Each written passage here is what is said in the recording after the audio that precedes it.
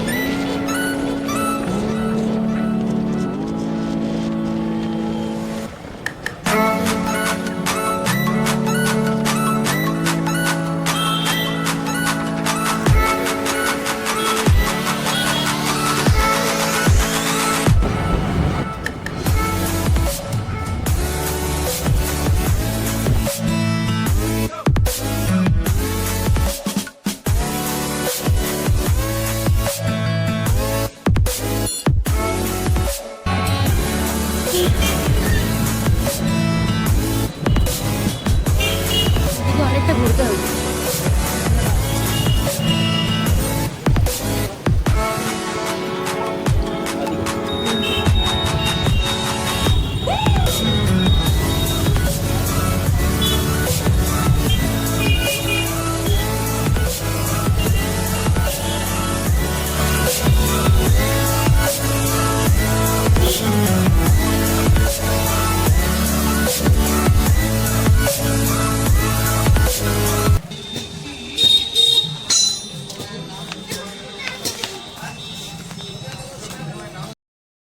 এবার তোর মিষ্টি নিয়ে হয়ে যাবে। এবার আর কত আর বেশি দূর না, তো গেলে তো অবাক হয়ে যাবে যে শিবানী এসছে। তো ফাইনালি আমি আর শিবানী চলে এসেছি শিবানী দিদির বাড়িতে, ঠিক আছে? তো এখন এখানে বসে একটু আড্ডা মারবো, তারপরে সন্ধ্যা হতে না হতে বাড়ি চলে যাবো, ঠিক আছে? তো সেদিনকে রাত্রেবেলা আসতে আমাদের অনেকটা বেশি দেরি হয়ে গেছিলো, তো তার জন্য কিন্তু পরের ব্লগটা করতে পারিনি, কারণ রাতটা অনেকটা হয়েছিলো, বাড়ি ফিরতে এমনিতে অনেকটা লেট হয়ে গেছিলো, তো তার জন্য দেওয়া হয়নি। তো তখন একটা কাজের জন্য গেছিলাম, ঠিক আছে? তো কাজটা হলো শিবানী দাদা একটা ব্যাগ বানানোর কাজ করতো, যেটা ঘরে বসে ওয়ার্কিং হতো, তো আমি বেকার ছিলাম আর আমার কাজে একটা প্রয়োজন ছিল, ওই জন্য কথা বলতে গেলাম। তো শিবানীর দাদা তখন বেরিয়ে গেলো, তো শিবানী তার দিদির সাথে কথা বললো যে ব্যাগের কাজটা আমরা করতে চাইছি, যে কী করতে হবে। তো তখন ওর দিদি বললো যে ব্যাগের কাজটা নিয়ে অতটা বেশি লাভ নেই, ঠিক আছে?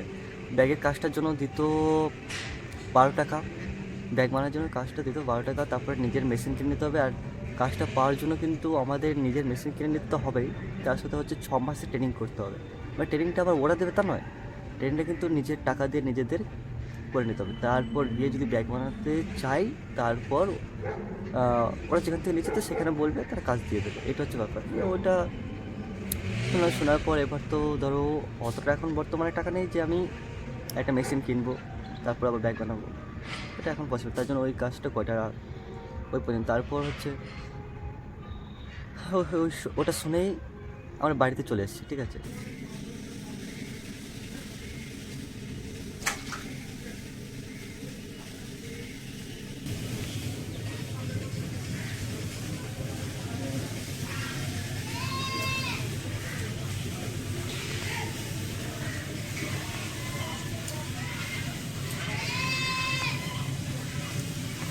গাছের লঙ্কাগুলো বেশ বড় বড় হয়ে গেছে না? বাহ, এটাতে আবার ভালো ফুল ফুটেছে। আগে এর থেকে বেশি গাছে লঙ্কা হতো, ঠিক আছে, কিন্তু এখন দেখছে রে বেশি লঙ্কা হচ্ছেই না। সত্যি এটা কিন্তু দারুণ বড় আছে। এর থেকে বড়। কি মনে হয় এটা ঝাল হবে বেশি? হ্যাঁ। বাহ। এটা কি গাছ? এটা এটা ছিম গাছ। এই দেখ ছিম গাছে কিন্তু ছিম ধরেছে, এই দেখ এই দেখ, এটা ছিম গাছ, এই দেখ উপরেও আছে। ছিম। বাহ, তাহলে ভালোই হলো, গাছে ছিম ধরেছে, তা আমি জানিই না। আজকে দেখছি।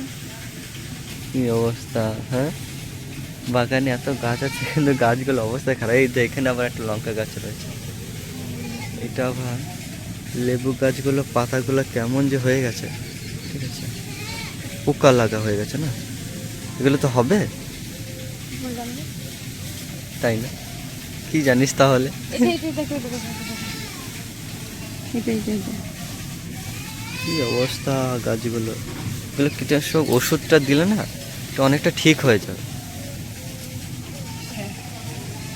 এটা টগর গাছ এটা, আর এটা হচ্ছে আমাদের পেঁপে গাছ। পেঁপে গাছটা তো ভেঙে গেছে, ঝড় নাকি বৃষ্টি হলো তখন ভেঙে গেছে।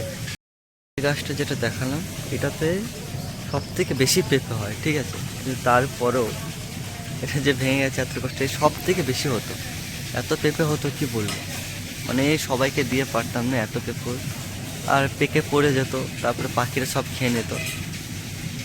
এটা সব থেকে ভালো ছিল পেঁপে গাছ। এইটা এটা কি গাছ? এটা কি গাছ সেটা তো আমিও জানি না, কিন্তু এটা ফুল গাছ। ফুল গাছ? হ্যাঁ, তবে এই দেখ এখানেও কটা আবার লঙ্কা গাছ রয়েছে। এই তো টমেটো গাছ, এই তো টমেটো গাছ। আমাদের বাড়িতে টমেটো গাছও আছে সেটাও জানি না, তাহলে তো আমরা তো চাষি হয়ে গেল। বাজারে কি বিক্রি করে দিয়ে আসবো? এবার বিক্রি করতে হবে তাহলে।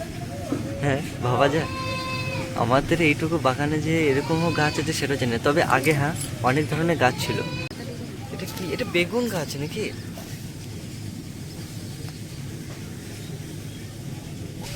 কারি পাতা, হ্যাঁ ওটা কারি পাতাই। তবে এইটা কি গাছ? এটা ফুল গাছ না? এটা ফুল গাছ, অপরাজিতা। অপরাজিতা ফুল গাছ, আচ্ছা। তাহলে আমাদের বাড়িতে তো যে এত এত গাছ রয়েছে সেটাও জানি না। হ্যাঁ লেবু গাছ, আর এটা তো বাসক পাতা। হ্যাঁ বাসক পাতা, বাসক পাতাটা তোর খাওয়ার দরকার। দরকার নেই। তো ঠান্ডা সেরে যাবে তো, খাবি বেশি করে, রোজ সকালে খাবি। আমার তো ঠান্ডা লেগে আছে, আমাকে তো খেতেই হয়, ঠিক আছে।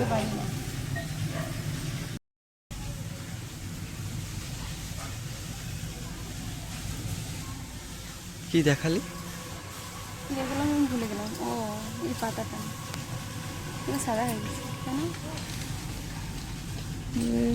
সব কি সব পটি পটি মানে করে দিয়েছে পোকাতে, হেড পোকাতে খেয়ে খেয়ে নিয়েছে ওইটা। পটি না। এটা কারি পাতাতে চড়েছে। হ্যাঁ।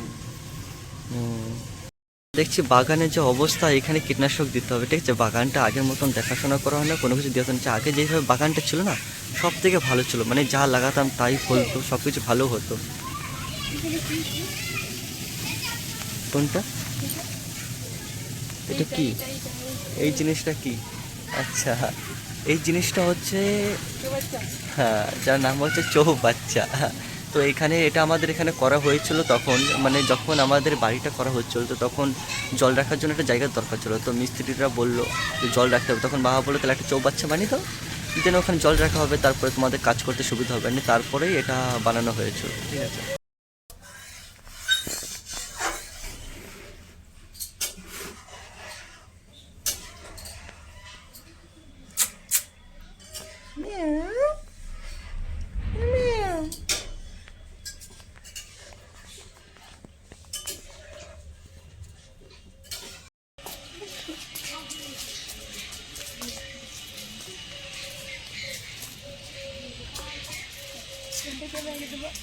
বড়টাকে দে, ওই কালোটাকে দে আগে তাহলে।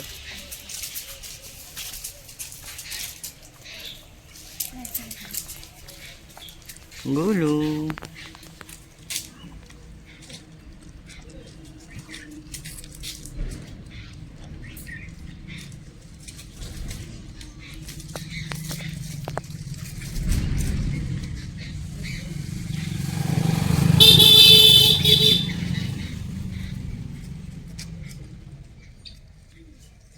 ওখানে কচুর লতি হয়েছে নাকি দেখ তো।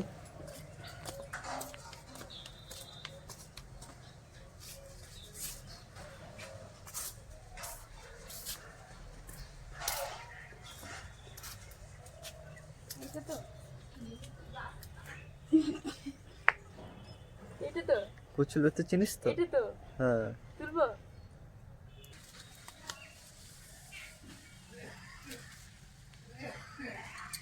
আমি কালকে ওদের ভিডিওতে দেখলাম। কি দেখলি? তুললো না কালকে?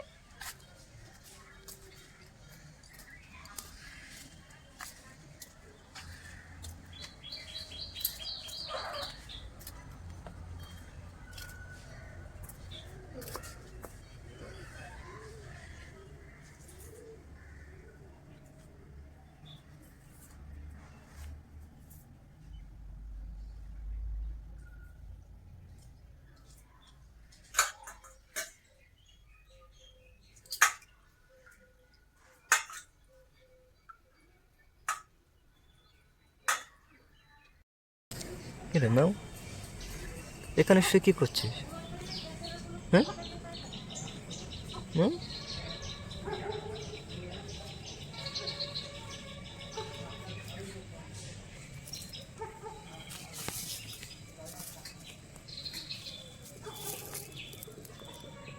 বাহ, এখানে পটি করছে। সাবাস না। তা এই যে বিড়ালটা দেখলেন, এই বিড়ালটা আমার কাছে প্রায় ছোটোবেলার থেকে আছে।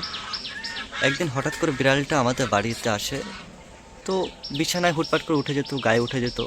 তো ওকে তাড়িয়ে দিতাম যে বিড়ালটা আসছে, মুখে লোম চলে যাবে, কি হবে না হবে, এই জন্য ভালো লাগতো না। হঠাৎ বারবার তাড়ানোর পর, মারার পরেও বিড়ালটা কখনো যেত না। কিন্তু হঠাৎ করে মায়া পড়ে গেলো বিড়ালটার প্রতি। সেই থেকে ছোট থেকে, একদম ছোট থেকে আছে আমার সাথে। আজ প্রায় বিড়ালটার বয়স প্রায় প্রায় যদি বলতে চাই 1 বছর হয়ে গেছে।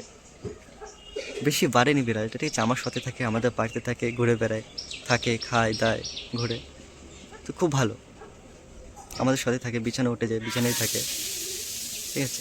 করছে শুধু দেখো, খালি নেচড় আছে আর নিচের দিকে তাকিয়ে আছে, যেন কাউকে দেখছে। এই মাও, মামা, মা, কি দেখছিস মা? এই কি দেখছিস? হ্যাঁ, কি দেখছিস মা? নিচে কিছু একটা দেখেছে মনে হয়, ঠিক আছে? ওই দিকটা তাকিয়ে রয়েছে।